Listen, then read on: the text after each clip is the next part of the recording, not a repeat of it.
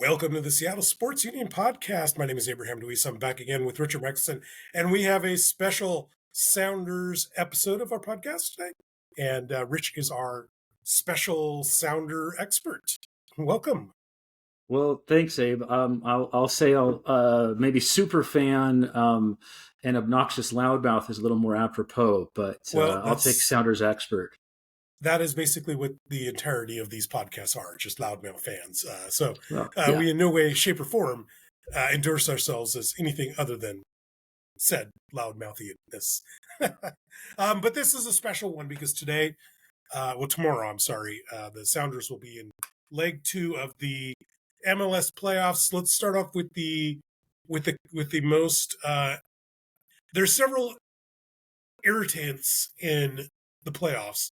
Let's start off with the first one. Rich, they changed the whole format. I did not even know until I was watching game 1 that it's now best 2 out of 3. Yeah, so last year they tried this newfangled playoff system. Now, to people who follow the Sounders on a regular basis, this is not any surprise. They're always fiddling and adjusting and massaging what the playoffs look like. And last year was no different. They made the first round of the playoffs best 2 out of 3 series for everyone in the playoffs. Even the number 1 seeds had to deal with the shenanigans.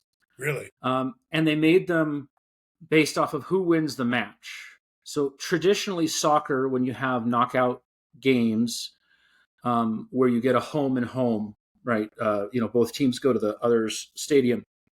Usually they're based off of the total number of goals scored across both games. And so usually the team with the higher number of goals scored goes through. They win. And they call that tiebreakers. They call that aggregate scoring, right? Yes, aggregate scoring. And that has been wiped out. That is not a thing anymore. What it is whoever wins whichever match. To make even more of a wrinkle, there is no. So normally in a knockout soccer match, you have what's known as added extra time. Think of it as overtime. You play 2 15-minute periods, and then whoever has the most goals at that point wins. And if you're still tied, you go to a shootout. This has been changed so that they go directly to a shootout after the normal time is up. Okay, that's very interesting because on Monday's game, they had added time, and I thought we were already in an overtime, and I got confused by that because it was something like 10 minutes extra time, right? Yeah, it was like 12. I think ultimately, I think the 10 minutes announced and then 12 minutes actual played. So, then I was confused because then it was like, all right, we're not going to have an overtime. And I'm like, well, what was that? I thought that was the overtime. Right. But yeah, so in addition to that, you do a shootout. Yes. And that's best out of 5 attempts? Well, yeah, it's the each team takes 5 kicks. Whoever has the most goals at that point wins. If it's tied, then you do an even back and forth kickoff until or shoot off, whatever you want to call it, until one team has more goals than the other after an equal number of kicks. Okay, so how do soccer fans feel about this? For example, Sounders won a regular time. It was a draw, but they won 5-4 in extra kicks. Right. What happens if the Dynamo Houston, our opponent, what if they score 7 goals tomorrow, and then the Sounders come back and win it 1-0? You think soccer fans are going to get upset about that? I mean, if the maybe it's like 1-7. The diehards, the people who are truly degenerate in the minutia of soccer. But the fact of the matter is that you're always going to have sports fans argue about the format of whatever competition their team is in. And they're always going to try to say, oh, we got screwed by the refs or the format or bad luck or injuries or whatever, right? It's always something for fans to gripe about. And this is no different. Like, yeah, I mean, I would prefer to aggregate scoring home and home series, quite frankly, if we're going to do this for the playoffs. But this is the format. Everyone knows what the format is. So both teams have to play the same number of games the same way, right? And the team that had a better regular season, points total has home field advantage. So was that the goal of this, to give more of a home team advantage? I think it was to give more of a home team advantage, but not tilt things so. If it's just a one game, of course, both teams go all out, but it's still a distinct advantage to be at home. In Major League Soccer, unlike the rest of the world, home teams have a exaggerated win record at home. Really? The rest of the world does not have the winning percentage overall for home teams that Major League Soccer does. And I think primarily that's just because of the size of the continent. It's the size of, the length of the travel, especially Western Conference teams who have so much more of the United States to cover. You have Western Conference teams as far east as St. Louis and Minnesota, in Twin Cities, and all the Texas teams are in the Western Conference. Did they move Nashville to the east, or was that because that used to be the West? Right? Nashville did used to be in the West. I think they are now in the East. Yeah. Yeah. But as far east as Nashville used to be in the Western Conference. So it's just a way to kind of tilt things maybe a little bit better. I think it's also a way to reward fans and maybe get more buy-in, knowing that if you make the playoffs, you at least get one home game, no matter what. Mm-hmm. So I mean that's been a big, a big thing for baseball fans, for example, and basketball fans, that they know they always get at least one or two home games for their playoff team. Well, baseball's gone and screwed that up again, but. I guess that's true with their the wild card play-in game and whatnot. So and whatever that's silliness over there. The silliness here is I don't feel like it had been properly communicated to casual fans. I'll put it that way. Absolutely. So this is also another hallmark of the Don Garber administration. He's the commissioner of Major League Soccer. Yeah, Major League Soccer. And this is a regular thing where oftentimes Major League Soccer announces okay, we're going to have 6 teams in the playoffs this year. But they don't announce what the format is in the playoffs until maybe a few weeks before the playoffs actually start. It's crazy. It's just gonzo. Like no other sports team or sports league operates this way. And I would also agree that yes, it's been terribly communicated. I would say that in general, since the Apple TV deal, communication from the league to its fans has been borderline abysmal, would be the best way to put it. I was thinking about this the other day because I looked at how the NHL has their TV rights. And NHL is usually never a model you want to follow because they get a lot of things wrong broadcast-wise. But the NHL has their agreements with various networks. And a team like the Kraken, if you don't have cable, if you don't have any streaming services, you'll get a bunch of games to watch on local broadcast network. Right. But they'll still be on ESPN. They'll still have games on TBS, Amazon Prime. So out of their 82 games, if you don't put an extra penny into it, you're going to watch a lot of games. The MLS playoffs, I got to see game 1 on FS1. I'm going to watch tomorrow's game on Apple. But I know a ton of casual fans who they ain't going to watch it. Nope, they're not. You're absolutely right. And I wonder if maybe you got to put the playoffs on normal TV for the local market, I totally agree with you. So here, yeah, I mean, you don't have a big enough draw, I think, to go entirely streaming and say everything is just streaming. That's, if you want to watch a game on TV, it's going to be on a streaming service. I think that would have probably blown everything up. But what they chose instead was probably the worst other combination, which is an occasional game on a national broadcast, Fox, who is the worst partner that Major League Soccer has ever had for soccer, because the games get delayed for car racing. Yeah. Games get delayed for a women's basketball, regular season game. And it's just ridiculous. And yes, ESPN does the same thing, but ESPN, they have multiple channels. They'll move your game. Had multiple channels, but not just that ESPN has dedicated soccer shows and has always been invested in soccer. And Fox, as a sports network, has not been invested in soccer since they blew up the Fox soccer channel like 10, 12 years ago. Like they used to be, Fox used to be the state of the art, top of the line place. If you wanted to watch soccer besides just like,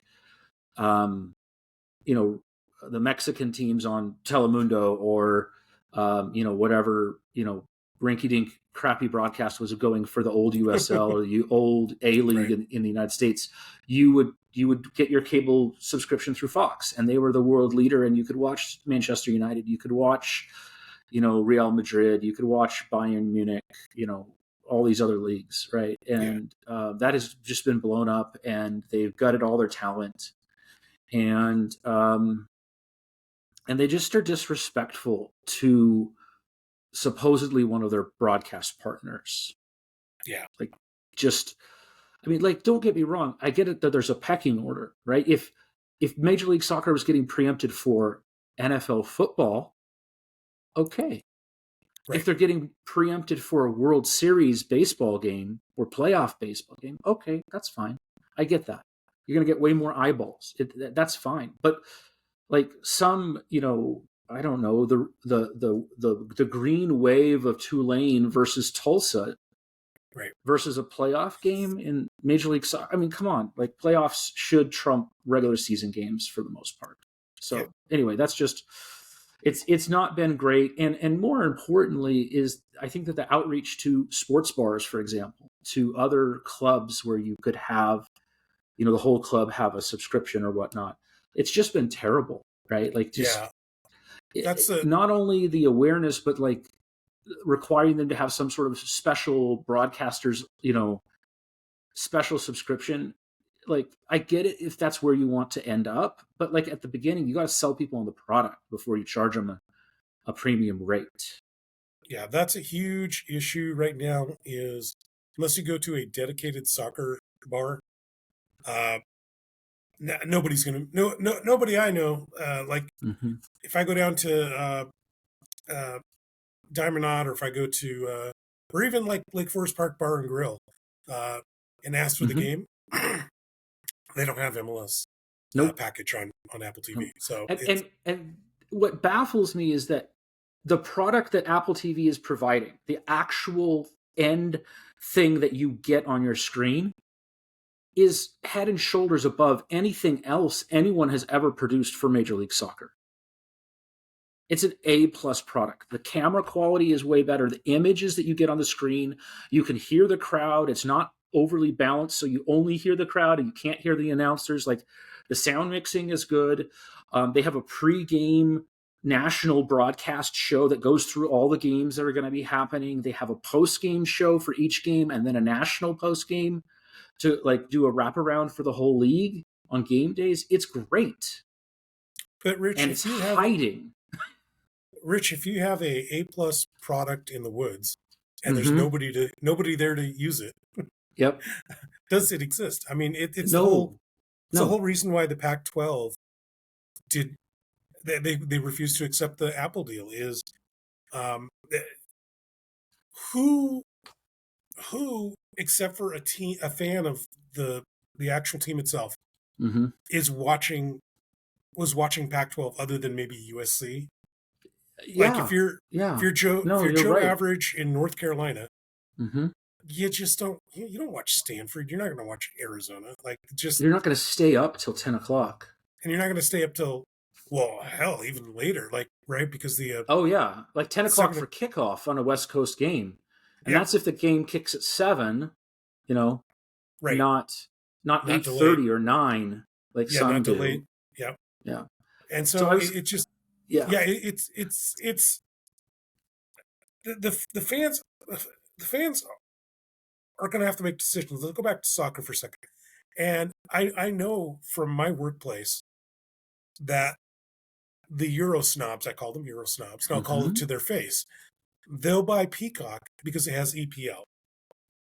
They're not going to spend, I mean, they're not going to spend the extra money for MLS because they're already watching, the EPL. And you mentioned on this broadcast before, the number one soccer watched in America is actually Univision.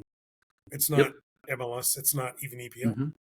And yeah, and it absolutely is. And that is the direction that Major League Soccer should really be trying to make inroads in, is not through the Euro snobs. I don't think you're going to win them anytime soon. Like even with, great play, even when great players come, the knock is always, oh, well, they're just doing it because they can't hack it in Europe. They can't hack it in South America. Well, and that's the whole point of Leagues Cup, right? Is it's trying to connect the two Mexican and American leagues, right? Yeah, absolutely. That's the point of Leagues Cup, plus money. I mean, do you like to sell things and people like to pay for them? So like it was an easy business decision that way. But I was going to say that the biggest growth opportunity that Major League Soccer has, that North American soccer has, is to continue to grow the Hispanic-oriented fan in America, to get them to be interested in their local Major League Soccer team, their local USL team, their local MLS Next Pro team.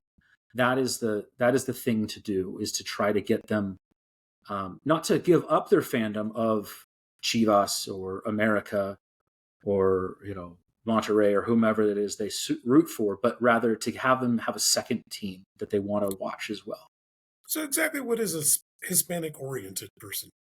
So typically they're people of Hispanic descent, but not always, right? I have a lot of friends that they grew up in minority neighborhoods, so all their friends who played soccer were Hispanic.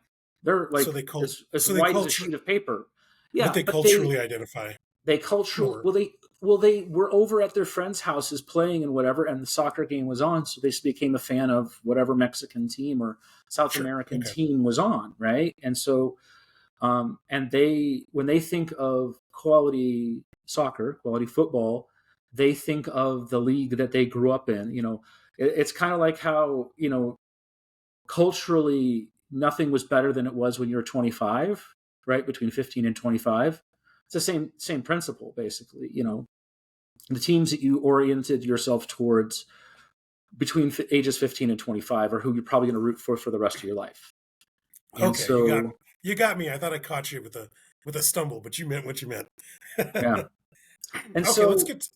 I mean, I was going to say the other thing is that Major League Soccer, we've seen this with the Sounders, has not been a very good league at reaching out to the already existing soccer fans and saying, hey, come to our game. Hey, let's have they used to do it like the first couple seasons, but they really kind of tailed off. And like fill that stadium with a ton of loco soccer fans, charge them $15 and sell a ton of, tacos up on the 300 level, wherever. Like it's just been bad marketing. It's been a bad experience. Seeing it on TV at Lumen Field, where the upper decks used to be the fan base is down. Yeah, for big games. The fan base was at 45K, and I'm only talking like just a few years ago, maybe before COVID. It's down to about 31K. Yeah, it's on a downward trend, and a lot of that is because everyone's getting priced out. You can't go to a soccer match for cheap. You just can't. And that has a knock-on effect to watching the games too. And that's I agree with you. That should be their marketing scheme is, look, the baseball team across the street that you just go to hang out and have beers is going to cost you $100. That should be their thing, is like, here at the Sounders, our tickets are like $15. And right. You can do the same thing. You can kind of hang out and kind of only half watch the game, like that. Casuals is what I'm talking about, right? I'm talking about the tech bros, I'm talking about I'm talking about the family that just is looking for a cheap thing to do. Yeah, They're pricing everybody out. Yeah, they are, absolutely. My kids aren't as interested in sports as they were a few years ago, but I couldn't ever find tickets to go see the Sounders or any other soccer team locally for less than basically $35-$40 a head. And I've got 4 kids and a wife, so you do the math there. It's a lot. Yeah. And that doesn't include any concessions or other paraphernalia. Long gone are the days of $10 tickets in the center field bleachers. Which is what you and I grew up on. Watching the terrible Mariners in the 80s and the 90s, right? But that's the thing, is that because it was accessible and cheap, we became more and more fans, right? And we would watch stuff. And now as adults, we buy stuff and watch stuff. So I think that they're just shooting themselves in the foot. The Sounders are a microcosm, I think, of more of the teams in Major League Soccer. They're no longer, a top spending team. And so that's, unfortunate maybe, or disappointing. Well, they're no longer a top spending team, but I think they're missing out on perfect opportunities and kind of holding on for dear life until, is it next year that the champions? Yeah, next year we have the Club World Cup coming. That's what it is. Yeah. To North America, to the United States, and Seattle is hosting a number of games. Yep. And then we have the World Cup in 2026, which will be in games will be held. I think 4 or 5 matches are going to be in Seattle at Lumen Field. And on that topic, they're going to put in grass for the World Cup. And they're going to put in grass for the Club World Cup. Cool. But then they're going to tear it out. For football? Go back to field turf. Yeah. Okay. You're sharing the stadium with the Seahawks. You got to kind of find the middle ground. I understand that, but I don't understand why. Anyway, I don't understand why the Seahawks are so invested in keeping a field turf field. I don't know. It's just interesting to me. I would think that having a grass field in the cold November and December in Seattle might be an actual home field advantage, whereas a field turf field just is kind of neutral and plays even. And even the NFL players are rebelling against turf fields. They want grass, and because I guess still from a safety standpoint, a well-kept grass field is better than a well-kept field turf field. But but I've seen grass fields that are really terrible. Absolutely. But here's the thing: look at Safeco Field, or whatever you want to call it now. Yeah, immaculate. Yeah, it's immaculate. So don't give me any nonsense that you can't have a nice grass field throughout the year, because that field looks just fine in the winter. Yes, I know it's harder in the winter, but you can do things to make it stay nice. So yeah. Well, let's get to the on the field field business here. And I'm gonna start off with another clean sheet on Monday, the first game. Stefan Fry, he's about to set a record in the MLS. Did you see this? How many games? I think so. How many? Yeah, how many shutouts in a year? Oh, block shots. Yeah. It's going to be block shots, and it might be shutouts as well. But in a postseason. So Stefan Fry, I don't think our fans have really appreciated. Obviously we've enjoyed him and whatnot, but from some historical perspective, Stefan Fry is going to end up being probably one of the top 10 goalkeepers ever, certainly by accomplishments, if not by accolades. He's actually never won goalkeeper of the year, but he has been the starting goalkeeper since 2014 for the Sounders. He has, led a bunch of fancy statistics, that are like the sabermetrics statistics of soccer. But just on raw wins and shutouts, he's, I think, second in almost every category in Major League Soccer. Second or third. Yeah, second in shutouts, so clean sheets. And I had it right here. It's 113 he's at right now. Mm-hmm. And he is closing in on the MLS record. But that's interesting. He's never been starting 11 goalie. Well, yeah, he's never made a best 11 as the goalkeeper, and he's never won the goalkeeper of the year award, which is ironic because the other guy who's ahead of him in all the records, Nick Raimondo from Real Salt Lake, who retired a few years ago, he's number one in all the categories basically, and he also never won goalkeeper of the year. So most long played at the highest level for the longest period of time goalkeepers basically in Major League Soccer history, or one of the top 5 for sure, right, is these two guys who never probably will win goalkeeper of the year. Stefan Fry had a shout for it a couple years ago, and they gave it to a flashier guy with worse stats. So it was Zach Stefan, who was playing for Columbus at the time, who was on the national team. They got their Stefans mixed up, I guess. Mm-hmm. So his goalie work, his work in the net, and the defense from the Sounders the entire year, I believe they gave up the fewest goals. Yes. It's constantly ribbed as a boring team.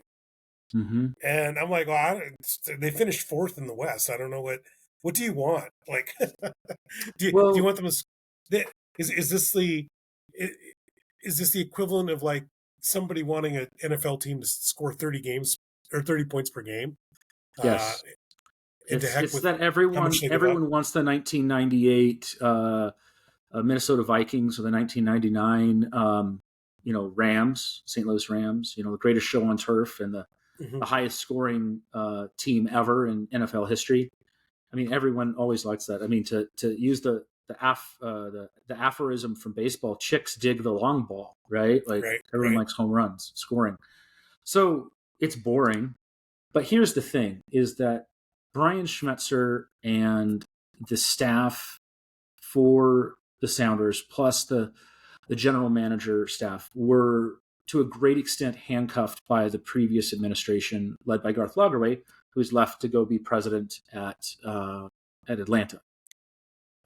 They were put into a salary cap situation with their designated players where they didn't have a lot of maneuverability because the Sounders went all in to win the North American Champions League, the CONCACAF Champions League, and they won. They did win. Like, you went all in to win this thing, and you won it. You got the trophy, and you're the first and only Major League Soccer team to ever win that trophy. And they've now changed the tournament, so it's different. So it's not even the same cup anymore. So we're now having some of the after effect of that. Basically, we missed the playoffs at the end, in 2022, probably because of the investment into that Champions League run, plus tons of injuries. And then last year we came back and went into the playoffs, but we're outgunned by Los Angeles, LAFC, who had higher top end players, basically, bigger, faster, better, stronger, and a lot more expensive. They have a guy named Denny Bwanga, who is a forward who is amazing and just has all sorts of physical talents, plus is super smart, and he scores goals that no one else can score. And the Sounders don't have anyone like that. That is the problem why this team is quote unquote boring. Is that Nicholas Ladero, who was amazing for 7 years, that 7 out of the 8 years he was here. His last year, he just didn't have it, and the Sounders let him go instead of re-signing him because he was a shell of his former self and was not worth the money that he thought he was worth. And this year we've been suffering from a shell of his former self in the form of Raul Ruidiaz, our starting center forward, who just cannot get the ball in the back of the net. He just is not who he used to be.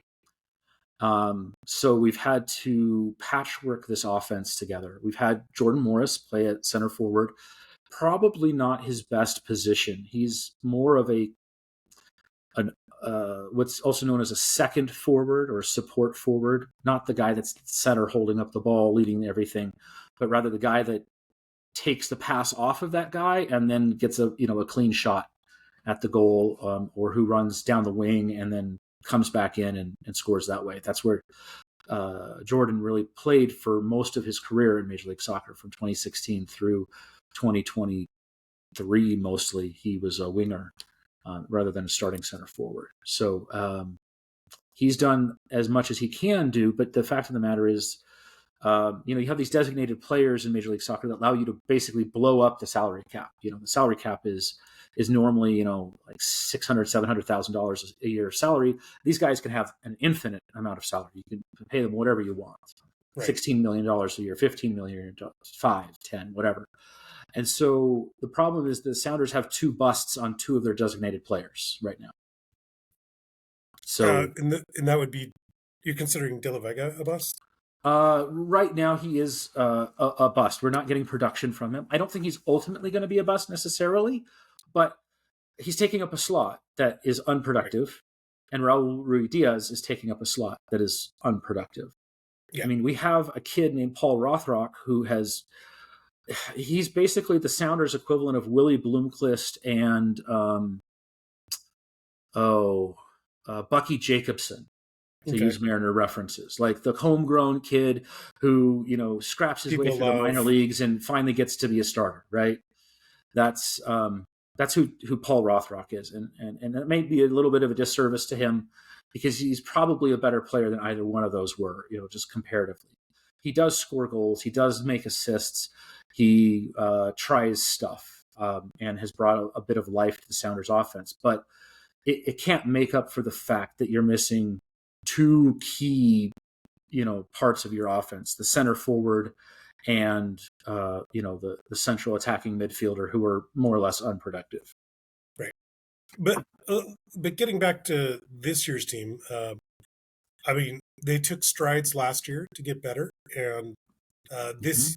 I mean, last year they were second in the West, right? Although their record wasn't all that great. This year they improved their record by 2 more wins at least, and they stumbled out of the gates, to be honest. So this is a lot of like repairing and doing what you can with what you have. Yeah. And I still feel like some people think it's not enough, and I'm like, you're in the playoffs. I mean, look at the team across the street. They can't get in the playoffs, Well, the Sounders have survived in large part. You heard me, complaining about Garth Lagerwey's administration. I'm going to give him some props now. One of the things that he did when he built the team was he wanted players who had the ability to play at multiple positions in a pinch, right? So some flexibility in formation, some flexibility in position. And that has come through as a key thing this year. You've seen multiple of the players from the Sounders play in multiple positions, even their stars. Christian Roldan, who's been a stalwart for 10 years, has played at right back. He's played at right attacking midfield, and he's played both central midfield positions, and he's played as the central attacking midfielder. Jordan Morris has played on both wings as well as the center forward. The list goes on. There's a bunch of guys that have played different positions throughout the year to help the team, and that is one of the reasons why they're where they are. That plus the fact that basically Brian Schmetzer has always built incredibly solid and well-disciplined defensive teams. That is always the foundation that all of his teams work from, and if you cannot or will not defend, you will not be on the field. Really? That's his mantra. That's why Leo Chu sat on the bench for so long and got his chance last year and is back on the bench this year because he just won't put in the defensive effort. So is he putting is Smetcher putting in the best defensive lineup and saying we're going with this, or is it just happenstance that the best players happen to be the top defenders? No, I don't think he's necessarily always going with the 100% the best defenders. You'll see that when he starts someone else at left back instead of Nuhu. Sometimes he wants a little more offensive production that way. Same thing, if he puts Christian Roldan on at right back instead of starting his brother Alex, you'll see a little bit of mixing and matching. But a lot of the mixing and matching this year has really been necessitated by injuries. You have players like Josh Atencio, who had really grabbed a hold of the starting job at central midfield and then got hurt and now has lost it and then Vargas came in and has played a bunch and now he's hurt. And you had João Paulo play a bunch and he would be the number one central midfielder, and he's been hurt and it's not fully recovered and back to his old self. So it's been a carousel of players throughout the roster who have been injured at various times. And because of that, I mean, the three players that this whole thing is really built on are Stefan Fry, Yeimar Gomez Andrade, and Jackson Reagan. Those three guys at the center of the center and the base of the defense, the goalie and the two center defenders, have more or less been healthy the whole year and have been able to really solidify the defense and have that as a foundational piece to build everything else off of. And I believe Jackson Reagan just got some awards, right? Yeah, he's up for Defender of the Year. He's on a lot of people's best 11 teams for the year. So I don't know if he'll win it or not. I don't think he's really probably the favorite. He doesn't really have as much cred or clout, as it were. But yeah, he can. And Jackson's he's the tall guy in the middle. He is from Seattle, right? Yep. Yeah, he's from Seattle. He went to college and came back, basically. Where did he go to college? I think Long Beach State. Okay. And so I want to say him, Obed Vargas, and some other guy several years back you mentioned, like, these are the core of your future. Mm-hmm. So it sounds like Reagan is filling that role. What's your thoughts on Obed Vargas? I mean, Obed Vargas is incredibly talented. The thing that I'd like to see from him, and it's kind of unfair, I think he's barely 19 at this point, but he's been playing since he was 16. I think he's only 19. So he's been playing for the Sounders, for the first team of the Sounders, since he was 16. He was 16 years old in 2022 when he played in the Champions League. So that's crazy. That's crazy. Yeah. I mean, he's been very good for a very long time. You want to see more consistency from him.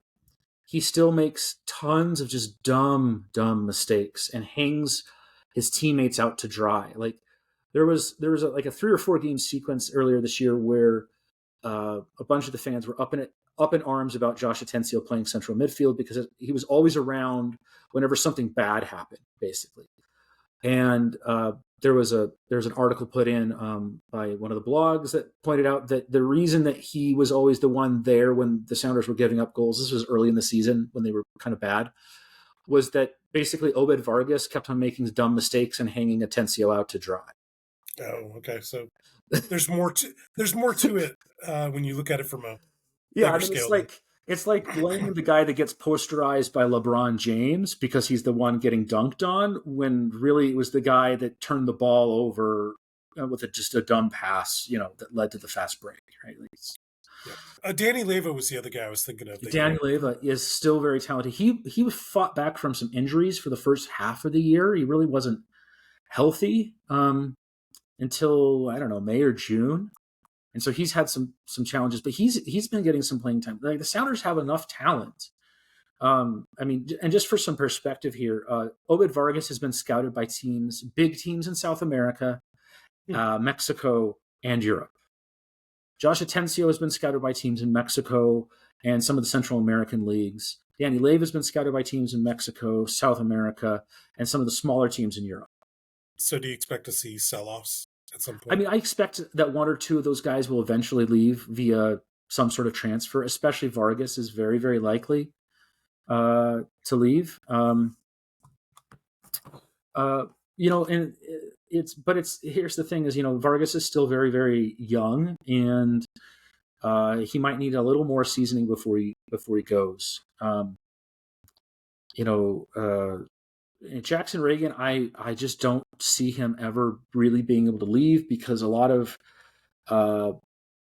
other there's certain positions that just don't get respected very much, and center backs and goalies from America are typically one of those, as well as like center forwards. There's not usually forwards that go overseas very much for whatever reason.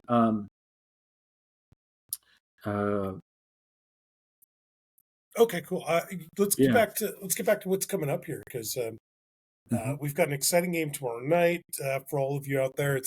Don't worry, it's the Seahawks are going to be so awful that you'll want something else to watch. Sorry, the Seahawks are not good, Rich. But anyway, tomorrow we play stage 2. What do they call it? Just game 2, stage 2? I don't know. Game 2, yeah. Just game 2, okay. Match 2, whatever you want to call it. And that's one that's in Houston. Mm-hmm. I'm so confused why they don't do game 1 in Houston, then the next 2 games in Seattle, and try to shorten this out a little bit. Yeah, that would might make a little more sense. I don't know. It's probably due to broadcasting things, would be my guess. Okay. And I think that I don't know, like, I'm sure that there's been arguments back and forth. I think that some people might see that as giving the lower seeded team more of an advantage than they ought to have, but I don't know. Yeah, but if you're doing just games and not aggregate scoring, I would say that doesn't. But yeah, but you might be right. It might be more about television maneuvering. Could be, yeah. So, what did you see out of game 1 that you might want to see fixed for game 2? Yeah, that's a great question. So my simple answer is that Pedro de la Vega needs to get his act back together, like he had, say, 3 or 4 games ago, where he stops the stupid turnovers. Like, he is a player who's going to try stuff. He's going to try to beat someone off the dribble. He's going to try to slip that pass in, and that's fine. There's nothing wrong with trying to do the aggressive stuff. He's also a young player. I think he's 20 or 21 at this point. Yeah. You have to be smart about where and when you try the risky stuff. And in the middle of the park, when your team barely is in possession and your setup is disorganized, is not the time to try that super fancy pass that has a 15% chance of working. Right. Because a number of fast break opportunities for Houston came about because of turnovers in the middle of the park from him specifically. So it's a matter of we're missing opportunities, but we're giving Houston opportunities. Yeah, I mean, like, there are going to be turnovers throughout a soccer match. Everyone's going to make them. You're going to hit the ball out. You're going to miss your pass. That's fine. It's being wise when you have the ball and with what you do, and it's not always trying to do. Yeah, like Pedro de la Vega is a great player, and I love his aggressiveness and that he wants to take people on, right? Paul Rothrock is exactly the same as far as attitude, okay? Rothrock is much less skill, but Rothrock only does his crazy stuff in the attacking third of the field. So that if he turns the ball over, the whole team has 2/3 of the field to get back set into defense and ready for the other team's attack, right? It's where and when, which really helps. So, yeah. I was listening to the broadcast, and they were mentioning that, like, the Dynamo they're not built to beat the Sounders like maybe like a LAFC is. Yeah. So do you think this was just a great matchup for the Sounders coming in? I think it's a good matchup for the Sounders. The Houston has the same problem the Sounders attack had last year, which is that it has good players but not great players, and does not have either the team chemistry to break down a solid defensive front and pull them apart, and then through ball movement do it, or does not have a superstar who can just unlock a defense with a wizard ball, like say Nicolas Lodeiro could do a few years back, or Lionel Messi, who's playing for Miami, can do all the time. Right. Like and I mean just so some people have a perspective, like one of the major complaints about from Barcelona fans, where Messi played for more than a decade and a half, was that sometimes Barcelona wasn't good enough at breaking down teams who were dedicated with a set defense. So it's a problem for the best teams in the world with the best player in the world as well. So Houston obviously has nowhere near that level of quality. The Sounders had the best defense in the league this year for a reason. And so they ended up, one of the good things the Sounders did was it forced Houston into what's known as the ring of death, or the horseshoe of death, where you pass the ball around the perimeter of the defense, but never are able to get the ball into the center of the defense to break it down. Right. And that's been their philosophy throughout the Schmetzer regime, right? Mm-hmm.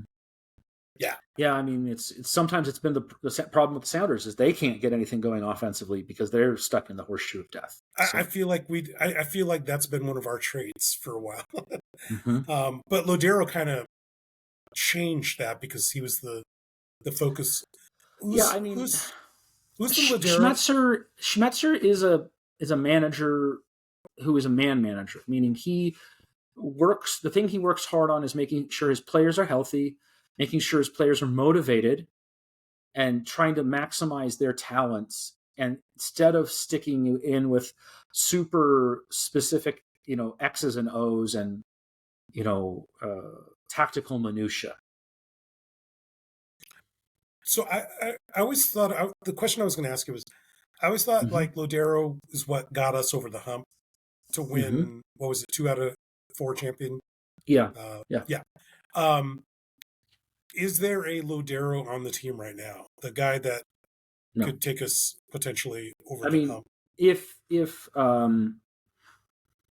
it doesn't have to be that position. If Pedro de la Vega and Reed Baker Whiting and Albert Rusnak can ever all be on the field at the same time and maximize their talents and get on the same page chemistry-wise, right?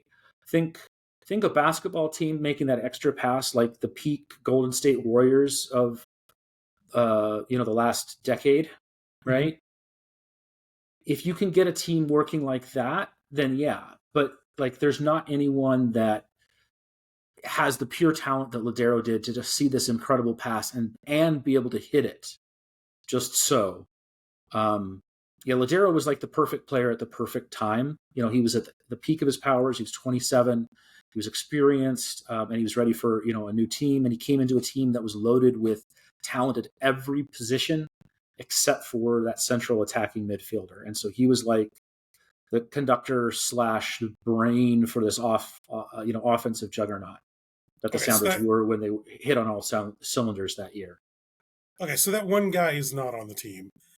It should have been De La Vega, but either age or something else is going on there. Okay. Well, he's been injured off and on throughout the year, and then just never has gotten healthy or fit or had the chemistry that you make in like training camp.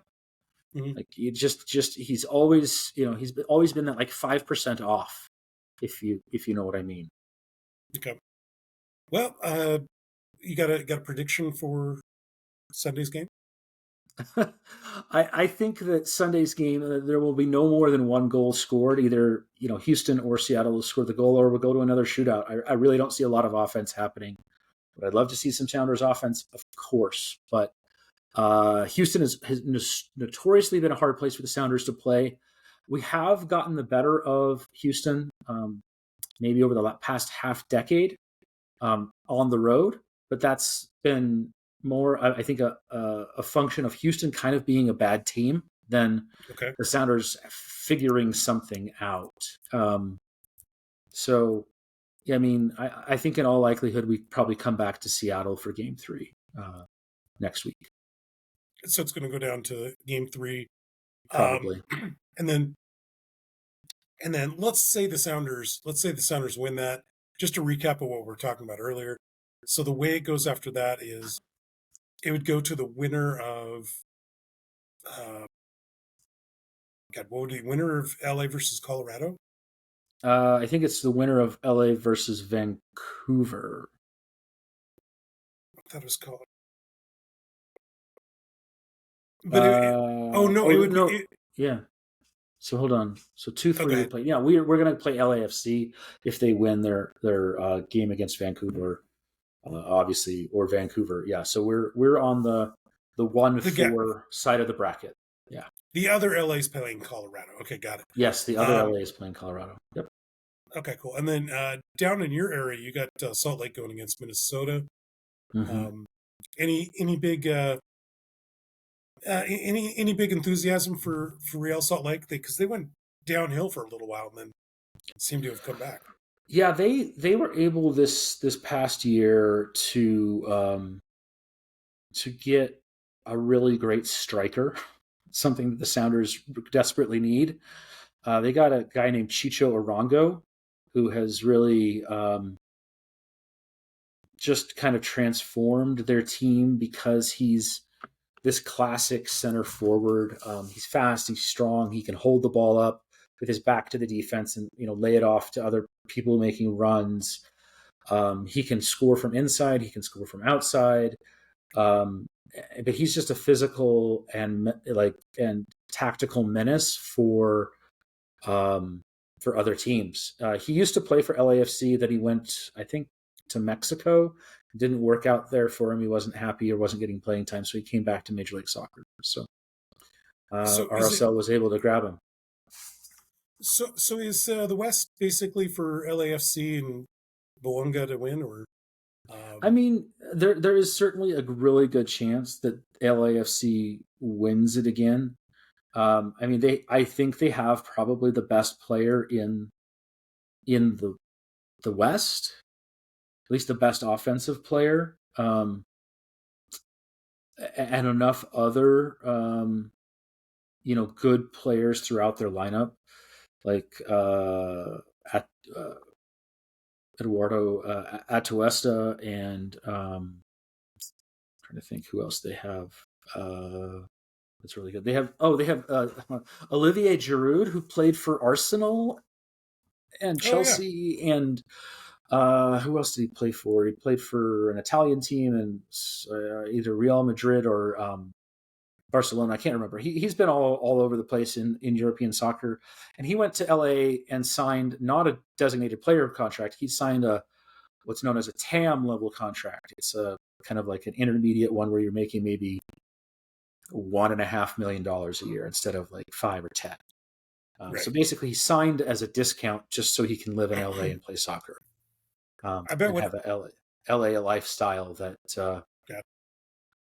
and that's an unfair advantage that New York and LA have. So yeah, well, I bet LA FC versus like Miami would be what the MLS really wants, right? Yeah, I mean, basically, yes. That's when you might even be able to get casuals to watch. Yeah, probably. I mean, yeah, if you have, I mean, the Galaxy still have the cachet for the Western Conference more than LAFC does, even though LAFC's kind of been in the ascendancy the last couple of years. And I mean, LA Galaxy still has some really, really good players. They have this central midfielder, Puig, Denis Puig, who he's just magic with the ball, a magician with the passing and whatnot. And he's the kind of player like Ladero was in his prime, who can just dominate a game by not doing what looks like a whole lot, and then he unlocks a defense, and you get killed 4-0 because he makes four amazing passes and you lose. So it'll I mean, ultimately in the Western Conference, it'll probably come down to the two LAs, and whichever one, if they make it through, wins, will probably end up facing either Columbus or Miami from the Eastern Conference. Well, let's hope that doesn't happen. Let's hope it's Sounders versus Cincinnati. How does that sound to you? That sounds great. All right. So you didn't give a prediction who's going to win tomorrow. I think that I'll go with Sounders. I think they're a better team overall. 1-0. All right. Homer pick, but that's Homer what pick, we're here for. Yeah. We're getting through the end of the show here. Where can people find you? You can find me on Twitter with some soccer stuff at SSU_Richard M. It's there on the screen.